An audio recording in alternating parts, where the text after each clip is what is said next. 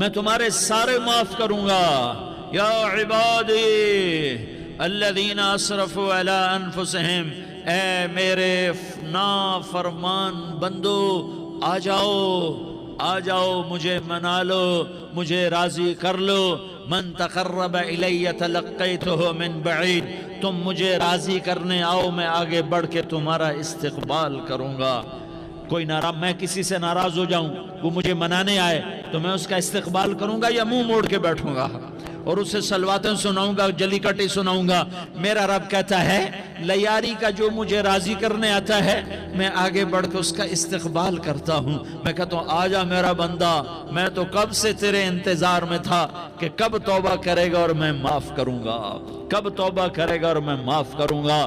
اللہ کو اپنا بناؤ، اس کے در پر جھکنے کے ساتھ ہمارے گناہوں کی حیثیت ہی کوئی نہیں ہے۔ بنی اسرائیل میں ایک آدمی نے 99 قتل کیے، اس کو خیال آیا میں توبہ کروں، ایک عبادت گزار کے پاس گیا اور اس سے پوچھنے لگا میں نے 99 قتل کیے ہیں، میری توبہ ہو سکتی ہے؟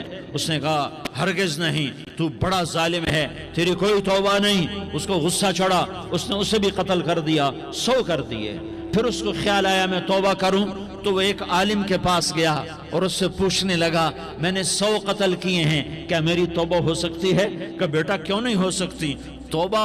آئے ہائے ہائے ہائے ہائے، میرا رب ایک مثال دیتا ہے، کہتا میرا بندہ تو اتنے گناہ کر کہ زمین کو بھر دے، اس خلا کو بھر دے، چاند تاروں ستاروں کو بھر دے، اتنے گناہ کر کہ آسمان کی چھت کو لگا دے، زمین سے اٹھا اور آسمان کی چھت کو لگا دے، اتنے گناہ کرنے کے بعد صرف ایک دفعہ کہہ دے یا اللہ معافی دے دے تو میں سارے ہی معاف کروں گا، سارے معاف کروں گا، ولا ابالی، اور مجھے کوئی پرواہ نہیں ہوگی۔ انہوں نے کہا بیٹا گناہوں کی معافی تو یقیناً ہے لیکن توبہ کا ہونا ضروری ہے، تیری توبہ پکی ہونے کے لیے یہ ماحول چھوڑنا ضروری ہے، تو یہ بستی چھوڑ کے اس بستی میں چلا جا، وہاں نیک لوگ رہتے ہیں، ان کی صحبت میں تو رہے گا تو تیری توبہ پکی ہو جائے گی۔ اس نے کہا میری معافی ہو جائے، میری معافی ہو جائے، میں ہر کام کرنے کو تیار ہوں۔ بوریا بستر اٹھایا،